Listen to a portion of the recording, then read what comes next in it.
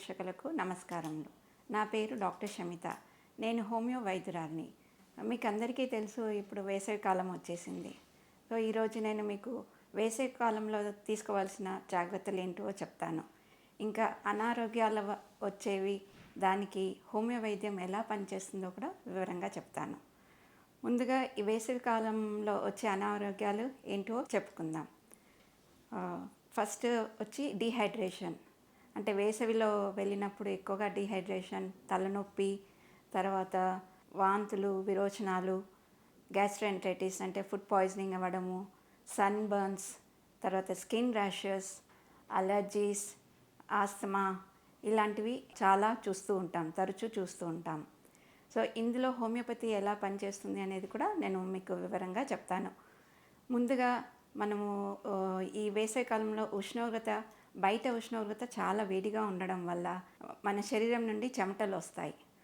ఆ చెమటల వలన మన శరీరంలో ఉన్న వైటల్ ఫ్లూయిడ్స్, సాల్ట్, పోషకాలు అన్నీ ఆవిరైపోవడం వల్ల శరీరంలో డీహైడ్రేషన్, తర్వాత బలహీనత అవన్నీ వస్తూ ఉంటాయి. ఈ వైటల్ ఫ్లూయిడ్స్ ఏదైతే ఉందో అది మనము బ్యాలెన్స్లో పెట్టుకోవాలి. దానికి మనం తరచూ మంచినీళ్ళు తాగడం కానీ, లేదా నిమ్మకాయ నీళ్ళు తాగడం కానీ, లేదా కొబ్బరి నీళ్ళు తాగడం కానీ, పండ్ల రసాలు కానీ, మజ్జిగ కానీ తీసుకుంటూ ఉండాలి. అప్పుడు మనము ఈ టెంపరేచర్ని బ్యాలెన్స్ చేయగలుగుతాం. డీహైడ్రేషన్ వల్ల బాడీలో గ్లూకోజ్ లెవెల్స్ తగ్గిపోతాయి, తలనొప్పి వస్తుంది. సో ఈ కండిషన్ మనము కోమా వరకు కూడా తీసుకెళ్లే ఛాన్సెస్ ఉంటాయి.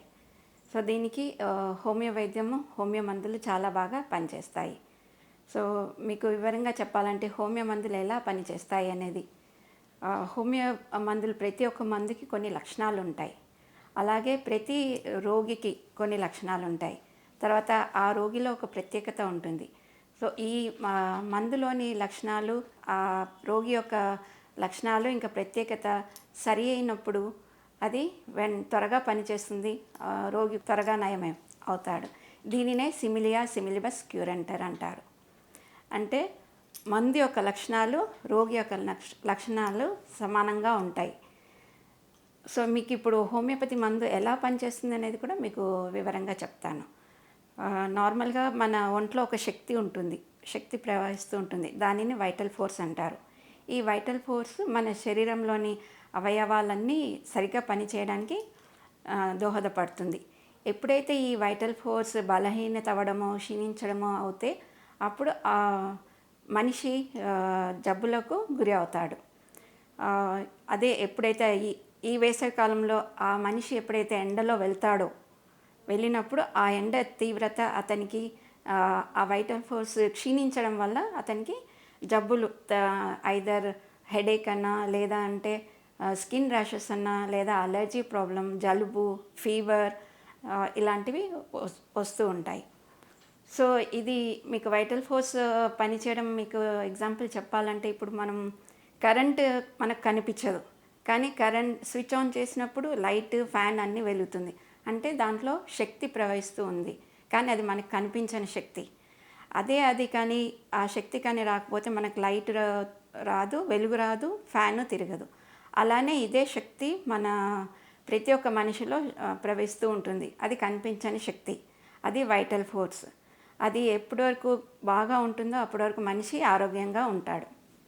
సో ఈ వేసవి కాలంలో బయట ఉష్ణోగ్రత అధికంగా ఉన్న వల్ల మనిషి ఆ వేసవికి, ఆ ఎండకి ఎక్స్పోజ్ అవ్వడం కానీ, ఆ ఎండలో తిరగడం వల్ల కానీ తరచూ అనారోగ్యం పాలవుతుంటాడు.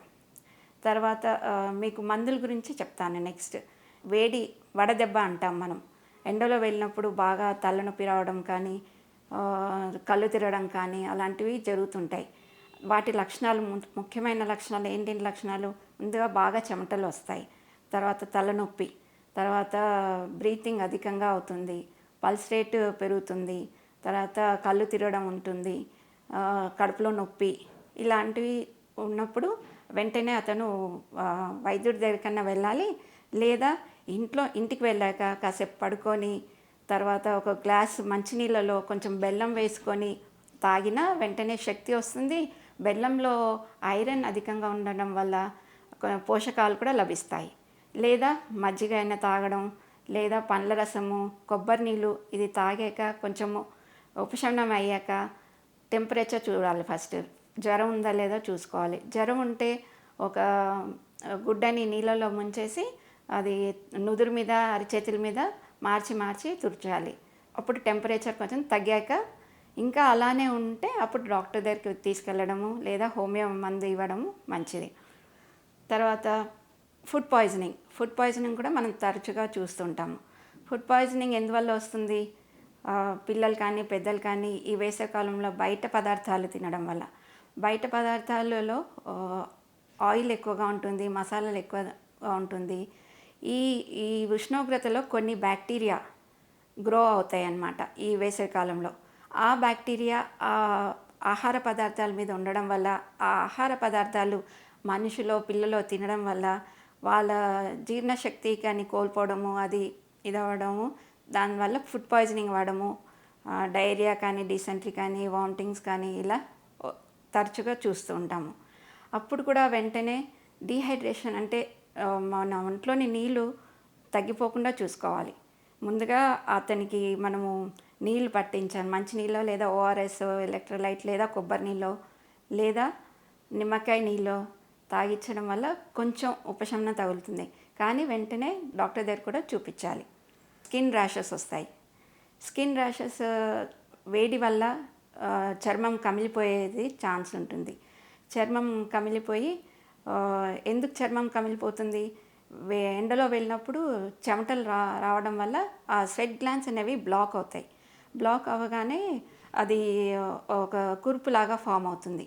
దీనికి మనము తీసుకోవాల్సిన జాగ్రత్తలు ఏంటంటే ఎండలో వెళ్ళే ముందే మనము స్కిన్ సన్స్క్రీన్ లోషన్ కానీ, మాయిశ్చరైజర్ కానీ, లేదా హోమియోపతిలో చాలా మంచి మందు ఉంది, అది క్యాలెండులా లోషన్ ఆర్ క్రీమ్ అది రాసుకొని వెళ్ళినా కూడా వేడి అనేది చర్మానికి తగలకుండా చర్మాన్ని కాపాడుతుంది. తర్వాత బయటికి వెళ్ళి వచ్చినప్పుడు చల్లనీళ్ళలోనే కడుక్కోవడం మంచిది. సబ్బు అది ఈ వేసవికాలంలో సబ్బు వాడకుండా ఉంటే అంత మంచిది. దాని బదులు పిల్లలకు సున్నిపిండి వాడితే చాలా మంచిది. తర్వాత బాగా ఎండలో వెళ్ళినప్పుడు తలకి గుడ్డ కట్టుకోవాలి. వీలైనంతగా లూజ్ బట్టలు వేసుకోవడము, తర్వాత చర్మం అంతా కవర్ అయ్యేట్టుగా చూసుకోవాలి. నెక్స్ట్ ఆస్తమా, ఇంకా అలర్జీస్, ఇంకా ఫ్లూ ఇవన్నీ కూడా మనం తరచూ చూస్తుంటాము. ఇవన్నీ ఎందుకు వస్తుంది? వేసవిలో మనం అందరం చాలామంది చల్లనీళ్ళు తాగడం కానీ, ఐస్ క్రీమ్ తినడం కానీ, చల్లటి పదార్థాలు తినడం వల్ల ఈ వెంటనే జలుబు చేయడం కానీ, గొంతు నొప్పి, తలనొప్పి, జ్వరం ఇలాంటివి వస్తాయి. వీటికి హోమియో మందు చాలా బాగా పనిచేస్తుంది. వీలైనంత వరకు మనం అవి తినకుండా ఉంటే ఇంకా మంచిది. లేదా ఫ్రిడ్జ్లోని వస్తువులు తీసి బయట పెట్టి అవి నార్మల్ టెంపరేచర్కి వచ్చాక తినడం మంచిది. తర్వాత ఈ హోమియో మందులు ఏంటేంటివి ఉన్నాయనేది కూడా మీకు చెప్తాను.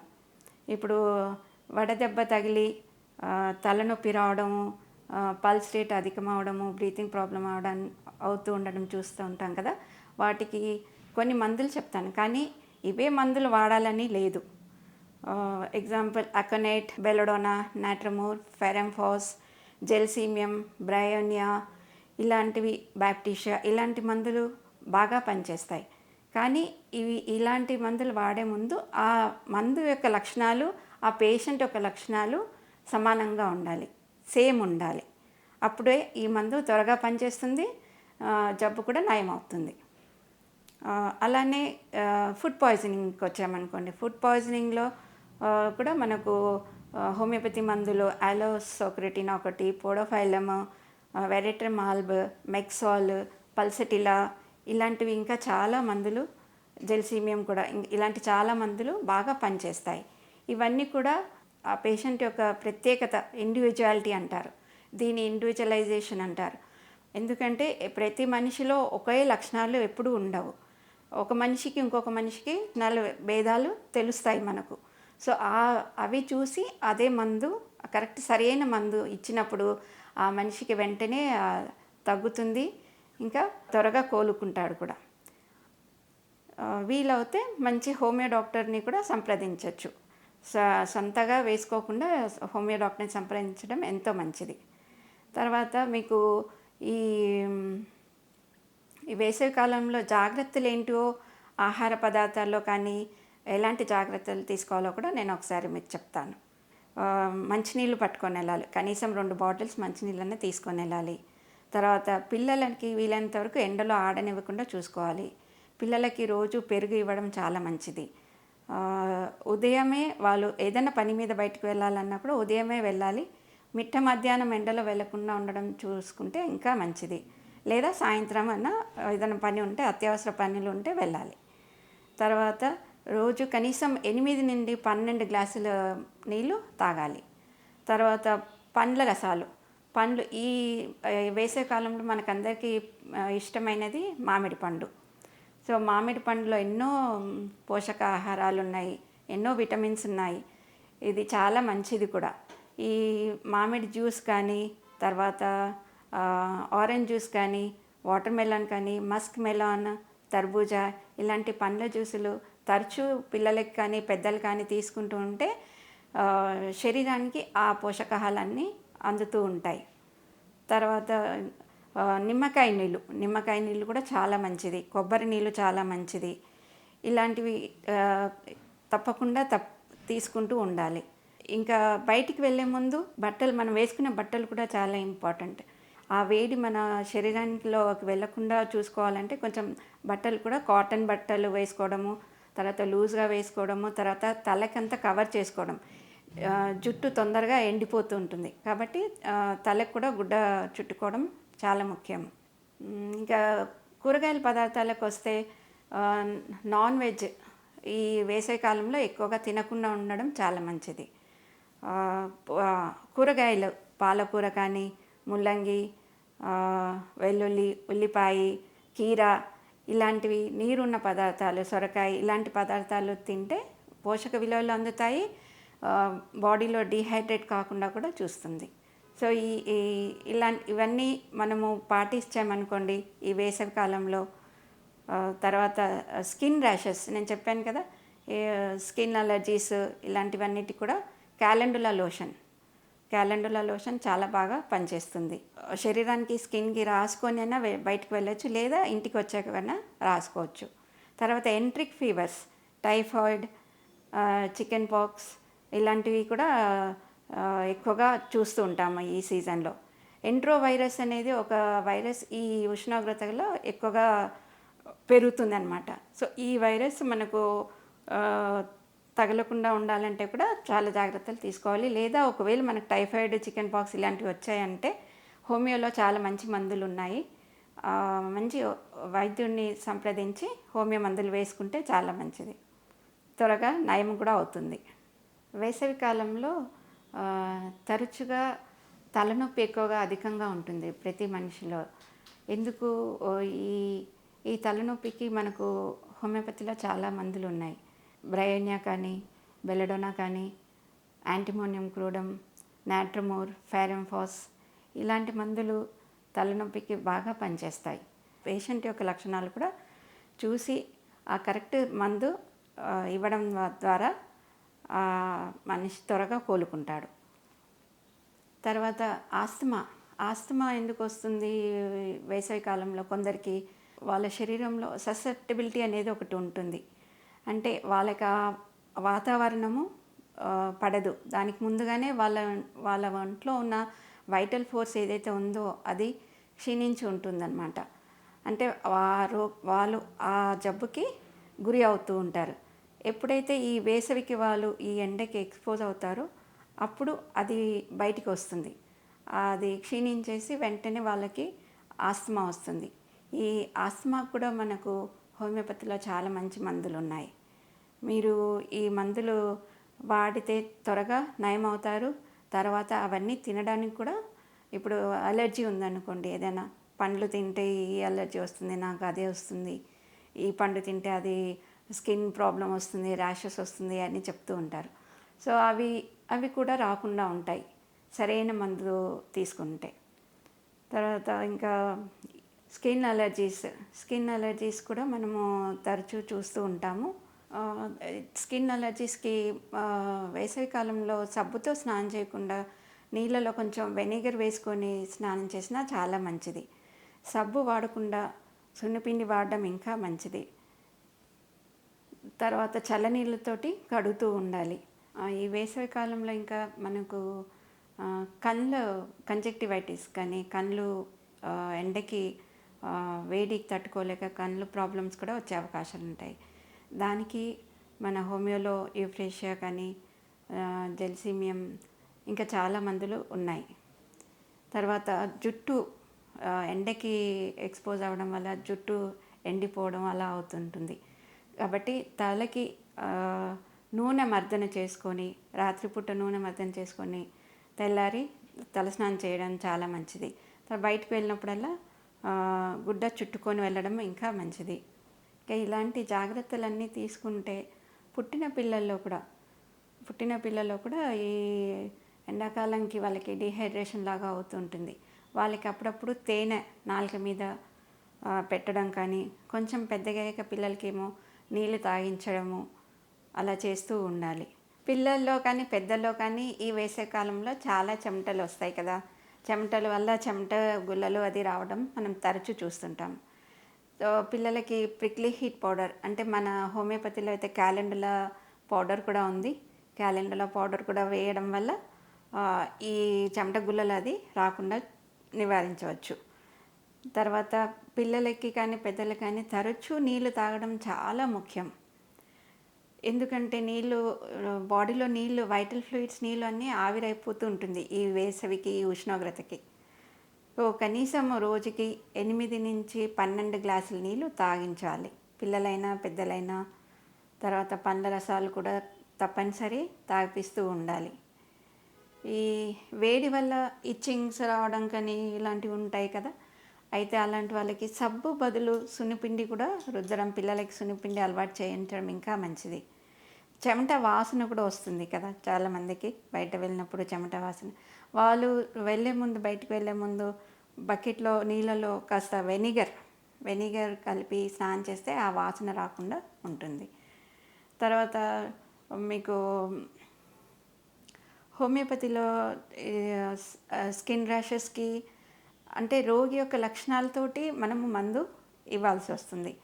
ఇప్పుడు పిల్లలు తరచూ కొందరు పిల్లలు చెమటలకి బాగా ఇచ్చింగ్ ఉంటుంది, ఏడుస్తారు, అలా చిరాకు పెట్టిస్తుంటారు, ఎత్తుకోమంటారు. అలాంటి లక్షణాలు చూసుకొని మనం అలాంటి లక్షణాలు ఉన్న మందుని ఇవ్వడం వల్ల వాళ్ళకి త్వరగా నయం అవుతుంది. ఇంకా బెల్లం నీళ్ళు నేను చెప్పాను అనుకుంటా మీకు ఇంతకుముందు కూడా. బెల్లం నీళ్ళు తాగించడం కూడా చాలా మంచిది. బెల్లంలో ఉన్న ఐరన్ కానీ ఇంకా పోషకాలు చాలా మంచిది. మజ్జిగ కూడా పెరుగు మజ్జిగ తప్పనిసరి పిల్లలకి ఇస్తూ ఉండాలి. దీనివల్ల వాళ్ళకి ఏమైనా జలుబు చేయడం కానీ అలాంటివి ఏమైనా ఉంటే, దగ్గు, గొంతులో నొప్పి అలాంటివి ఏమైనా ఉంటే మన హోమియో మందు దానికి కూడా చాలా బాగా పనిచేస్తుంది. ఆ హోమియో మందులు ఏంటేంటివో కూడా కొన్ని చెప్తాను మీకు. బ్రయోనియా, రస్టాక్స్, ఫెరంఫోస్, క్యామమిల్లా అంటే పిల్లలు తరచూ చికాకు పెట్టడము, ఏడిపించడము, ఎత్తుకోమనడము ఇలాంటి లక్షణాలు ఉన్న వాళ్ళకి క్యామమిల్లా బాగా పనిచేస్తుంది. తర్వాత బ్రయోనియా వచ్చి చల్లనీళ్ళు తాగడం, పిల్లలు ఒక్కోసారి ఫ్రిడ్జ్లో నీళ్ళు డైరెక్ట్గా నీళ్ళు తాగడం, చల్లనీళ్ళు తాగగానే గొంతు పట్టేయడము అలాంటివి జరిగినప్పుడు బ్రయోనియా లేదా రస్టాక్స్. నీరసంగా ఉండడం, రస్టాక్స్లో నీరసం ఎక్కువగా ఉంటుంది. అలా నీరసంగా ఉండడము, డల్గా ఉండడం కొందరు పిల్లలు మరీ డల్గా ఉండి పని చేయాలనిపించదు, స్లగ్గిష్నెస్ అంటారు, లేజినెస్, స్లగ్గిష్నెస్ ఇలాంటివి లక్షణాలు ఉన్నప్పుడు జెల్సీమియం కూడా బాగా పనిచేస్తుంది. బయట పదార్థాలు కూడా పెట్టకుండా ఉంటే చాలా మంచిది. ఇంట్లోనే అల్పాహారం చేసి, ఈ వేసవికాలంలో ఇంట్లోనే అల్పాహారం చేయడము, వీలైనంత వరకు పండ్ల జ్యూసులు అలాంటివి చేసి తినిపిస్తూ ఉండాలి పిల్లలకి. ఇంకా పెద్దవాళ్ళైతే తప్పనిసరి పనులకు వెళ్ళాల్సి వస్తుంది. వాళ్ళు తీసుకోవాల్సిన జాగ్రత్తలు వాళ్ళ వెంట కనీసం 2 బాటిల్స్ నీళ్ళు పెట్టుకొని వెళ్ళాలి.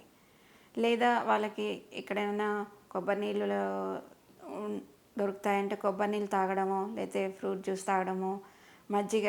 ఇప్పుడు వేసవి కాలంలో మనకు తరచూ మజ్జిగ దొరుకుతూ ఉంటుంది. అందరూ మజ్జిగ పెట్టుకుంటూ ఉంటారు. సో మజ్జిగ తీసుకోవడం కూడా చాలా మంచిది. సో ముందుగా మనకు ఏంటి, వేసవి కాలంలోంచి మనము జాగ్రత్తలు తీసుకోవాల్సింది, మన బాడీ డీహైడ్రేట్ కాకుండా చూసుకోవడం ముఖ్యం. డీహైడ్రేషన్ వల్ల మనిషి నీరస పడిపోవడము, మెదడుకి ఆక్సిజన్ కానీ గ్లూకోజ్ అందకపోవడం కూడా జరుగుతుంటాయి.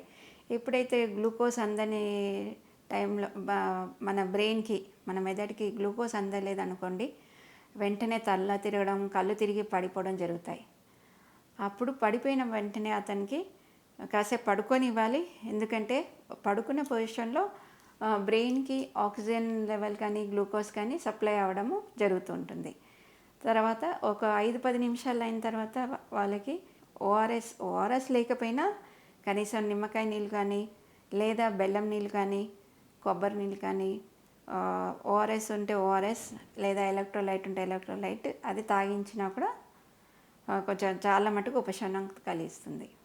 ఇంకా జ్వరాలు అయితే మనము ఈ వడదెబ్బకి జ్వరం రావడము, టైఫాయిడ్, తర్వాత చికెన్ పాక్స్, ఇలాంటివి మనము తరచూ చూస్తూనే ఉంటాము. ఈ జ్వరాలు వాటి లక్షణాలు చూసుకోవాలి మనం. జ్వరం ఎలా ఉంది అంటే కంటిన్యూస్గా హై ఫీవర్ ఉందా, లేదా లో గ్రేడ్ ఫీవర్ ఉందా, అది కూడా జాండీస్ కూడా వచ్చే అవకాశాలు ఉంటాయి. టైఫాయిడ్ వల్ల జాండీస్ అవ్వడము అలాంటివి వచ్చే అవకాశాలు ఎక్కువగా చూస్తుంటాం. అప్పుడు వెంటనే హోమియో మందు కానీ లేదా డాక్టర్ని సంప్రదించడం చాలా ముఖ్యం. ఎందుకంటే టైఫాయిడ్ మనకు తెలుసు, టైఫాయిడ్ వల్ల అది హై స్టేజ్కి, ఎక్స్ట్రీమ్ స్టేజ్ అంటే సివియర్ స్టేజ్కి వెళ్ళినప్పుడు బ్రెయిన్ ఎఫెక్ట్ అవుతుంది. తర్వాత బ్రెయిన్ స్ట్రోక్ రావడం కూడా జరుగుతుంటుంది. కాబట్టి మనము ముందు జాగ్రత్తగా వెంటనే డాక్టర్ని సంప్రదించడము, సరైన మందు వేసుకోవడము, అంటే డాక్టర్ని సంప్రదించి వేసుకోవడమే మంచిది. ఇంకా కళ్ళకి ఎటువంటి జాగ్రత్తలు తీసుకుంటారు?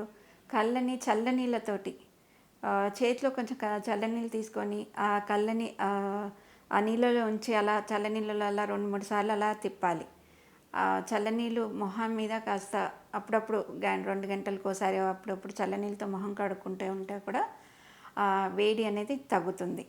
సో ఇలాంటివన్నీ జాగ్రత్తలు తీసుకొని ఈ వేసవికాలం వెళ్ళేంత వరకు చక్కగా పండ్ల రసాలు, అల్పాహారము, పోషక విలువలున్న కూరగాయలు ఇవన్నీ తీసుకొని మనము ఏ అనారోగ్యము మనకు రాకుండా చూసుకోవడము, కాపాడుకోవడము మన బాధ్యత. శక్తి సరిగ్గా బలహీనపడము, దానివల్ల మనకి ఏదైనా జబ్బులు చేస్తే వెంటనే వైద్యుని సంప్రదించండి, మందులు వేసుకోండి సమయానికి, తప్పకుండా తగ్గిపోతుంది. అప్పుడు పిఎంసి ఛానల్ వాళ్ళకి నా కృతజ్ఞతలు. నాకు ఈ అవకాశం ఇచ్చినందుకు. నేను మళ్ళీ మీ ముందుకి ఇంకొక టాపిక్ తోటి మీ ముందుకు వస్తాను. అప్పటి వరకు సెలవు మరి.